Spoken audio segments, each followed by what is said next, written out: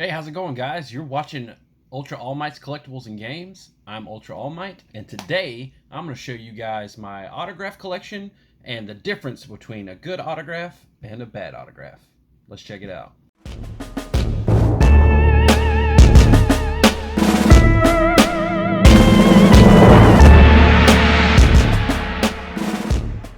If you know me, I love anime and I love collecting Funko Pops, as you can see. And I like to go to conventions anytime they're around my area. And sometimes I get lucky and there's some artists there that I really like, or there's some voice actors there that I really like. This is going to be like a tutorial kind of guy. If there are voice actors there that I really like, I make sure that I either bring all of my pops that I have of this certain voice actor, or some of the best ones that I really want to get signed. And I'll show you some. So what I like to do is I take the pop and the insert out, put them in a pop protector, bring the empty boxes in a book bag, get them signed, put them back in the book bag, sling it on my back, good to go.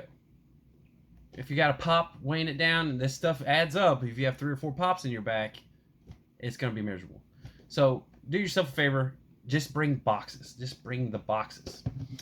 Anyways, let's get to the actual Funko Pops. I really, really wish that this Funko Pop was the prettier one. I didn't have it whenever I knew this guy was coming.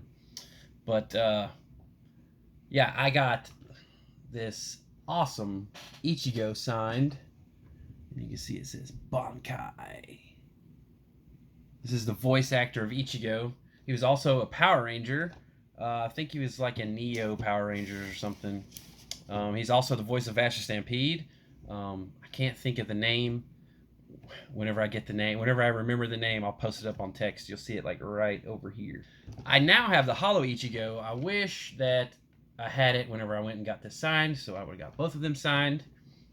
I got this from the Zobi box, the Zobi animation box. $40, right? The box was $40. It came with this guy, Goku, signed by the Ocean dub version, not the OG Funimation, Ocean.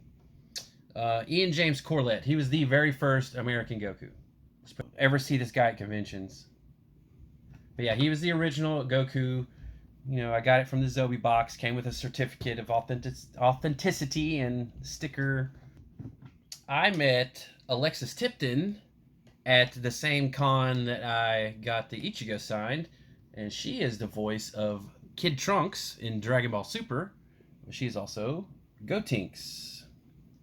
This is an example of a bad autograph. This is like my very first autograph pop.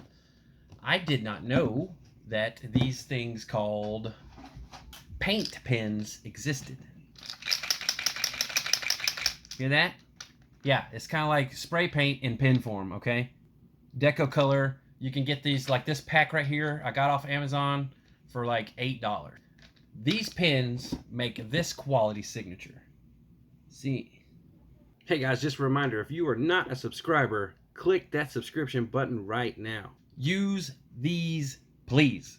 Don't be me and get a Sharpie autograph and totally regret it after you figure out that, one, it doesn't, I mean, yeah, it's autographed. Cool, it's autographed. Sweet. Doesn't look good. This is just me being hard on myself. It doesn't look good. Paint looks way better. Also, Sharpies fade. Didn't know this either. Sharpies fade over time. So do yourself a favor, pick up some deco pens, get a good autograph. Like I said, I was new to the autograph scene. Justin Briner, Deku. You can see his autograph there on the wave. I think this is wave 1. Yeah, wave 1. He wrote Smash on there too. Can't really see it. You know why? Because it is a Sharpie. Also got Battle Deku signed same day. Justin Briner. Justin Briner down there. Let's see if we can avoid the light. Yeah, Justin Briner. This one says Plus Ultra. You can't really see it because, you know, Sharpie. Then another Justin Briner. This one, the autograph is actually a little bit better, as you can see. It's still a Sharpie, because like I said, I was a noob. Didn't know. This one says "Go Beyond." Sorry, you can't read it. Now, we are going to show off my absolute favorite. I mean, you can tell this is Weekend All Might, signed by Christopher Sabat, who's the voice of All Might, Piccolo, Yamcha, Vegeta. I think he's Shenron as well. Who else does he voice? Jason in Tokyo Ghoul. He's just big time Funimation voice actor, and he's also All Might.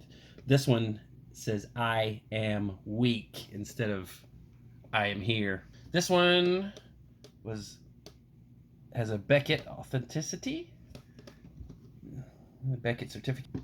Next, we got another Christopher Sabat, All Might signed. This one says Texas Smash. It's also Beckett.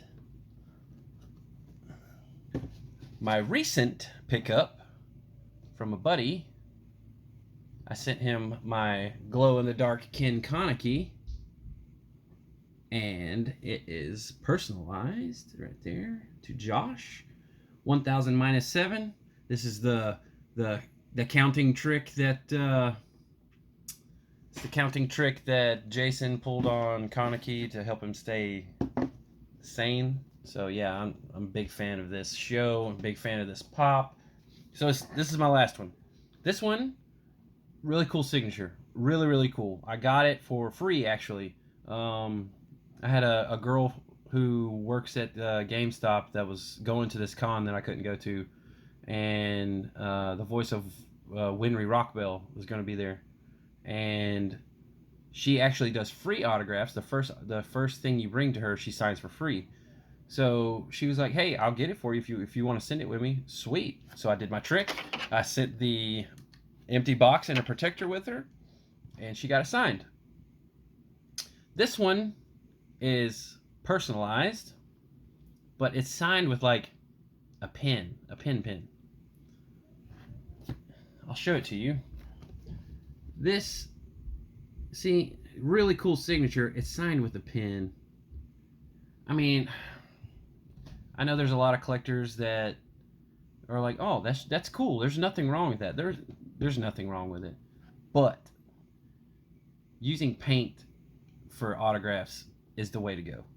One, like I said, ink fades. Ink fades. Pen ink super fades. This looks like it may have been like the little sharp point Sharpies, like the metal points. And yeah, that's gonna fade over time. I mean, it was free. I can't complain. It's a cool pop. The voice actress is really cool. I am totally happy with this. On the collector side of this, though, a little advice from me. You may not be picky or particular about anything. Don't get your autographs on pops personalized. I know you were like, "Whoa, if you were a real collector, it wouldn't matter, blah, blah, blah, if it's going to stay with you." I totally get that, yes. But you're going to pigeonhole yourself into a position to where, "Oh man, I am struggling for money. I need to liquidate my pops." Well, if all of your autograph pops have your name on it, you are never going to get rid of these things. It's an investment. I get it. And hey, a lot of collectors just collect to collect. They never plan on selling. That's fine. But for me, one of these days, I am going to have to probably get rid of all these things. I don't want to, but that's a possibility. Don't pigeonhole yourself to getting all of your cool, really expensive pops with autographs personalized with your name on it. You'll do yourself a favor, I promise you. This was kind of like a tutorial, just to show you which pens to get your stuff autographed with, and don't be a sucker like me and use the convention. Like, he had this at his table. Justin Briner had this at his table because, hey, he usually signs probably prints and pictures more than pops. Do yourself a favor. Get these to get this caliber of autograph or this caliber of autograph. These look great. The paint is going nowhere. I promise you. The paint will not go anywhere. So yeah, so tips. Use paint pens. If you're getting stuff signed in person, bring your boxes only. Don't pack around your pops. If the box gets messed up, the box gets messed up, but at least your pop's not gonna get messed up. If the toy breaks, you have to buy it all. If the box breaks, no big deal. You can just put it in a protector. It's gonna be fine. Last trick. I'm going to show you how to actually remove ink, and I'm going to show you how to do it. Okay, so with this trick, we are going to use a Expo dry erase marker. And what you do is you take the dry erase marker and you go over the ink that you want to remove. So we will go to the 2 and scribble over it like this. Get it nice and scribbled. And then wipe it away. And as you can see, that ink is coming right off. See? Permanent. But you take the dry erase and go over with scribbles. Try not to get it on the cardboard.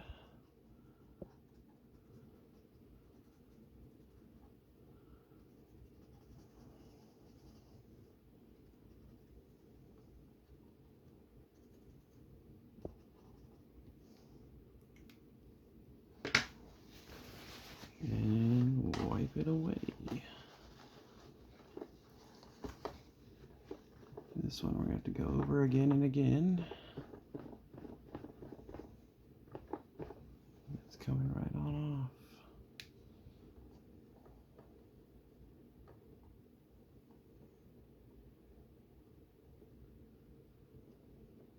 So yeah, just keep scribbling over the ink that you want removed with your dry erase, and then wipe it off over and over and over until it's all gone.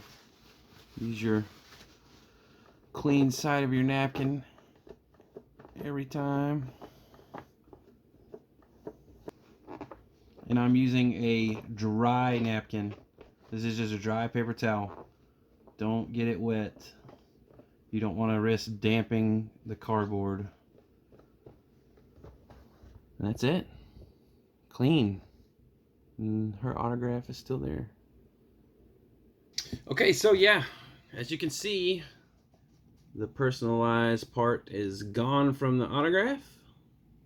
It now just has her lovely autograph down at the bottom. To Josh was removed. All you do is, for a Sharpie type autograph, which this was, go and get an Expo dry erase marker, cover over exactly the ink that you're trying to remove, get a paper towel, wipe it off. Another way you can do is get you some acetone, which is like fingernail polish remover. Get unscented, don't get scented, 0 scent. Get you 2 Q-tips, a rubbing Q-tip, one to rub the ink with, and then a dry Q-tip to remove it. It'll work just the same way. But with this one, I like this method better because you're not like getting chemicals and you don't risk like eating through the plastic. I don't think it would do that, but I mean, chemicals are chemicals. I appreciate you guys watching today. If you liked my video today and you thought it was pretty informative, like, subscribe, leave me a comment on any stuff that you want to see done. I have some really cool ideas for the channel coming up soon. I'm just gonna go ahead and tell you, it's going to be an awesome interview. So I'm interviewing a collector, but this interview is going to be about collecting and about the collectors that collect. So not everyone's the same. Not every collector's the same. I collect Funko Pops, Fig Pins. I used to collect basketball cards. I used to collect Pokemon cards, Magic cards. I used to do all of this. I also have a pretty cool career. I'm a videographer. I record stuff with a big shoulder boy camera for the U.S. Army. Collectors have like just different lifestyles. So like here I am, I collect. I'm into video and film.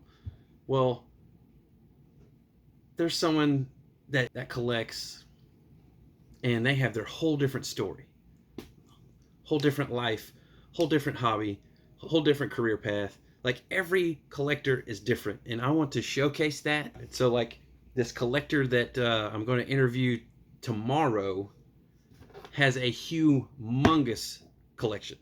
He collects action figures his entire life. So he said he has some action figures from like the 50s and 60s, like still in box, and a humongous house full of these things. Okay, so I'm excited. I'm gonna run over there tomorrow. I'm gonna show you guys what's going on there. Ask him some questions, how he got into collecting, like what's his favorite, just his story. Anyways, as the usual, I'll catch you on the flip side.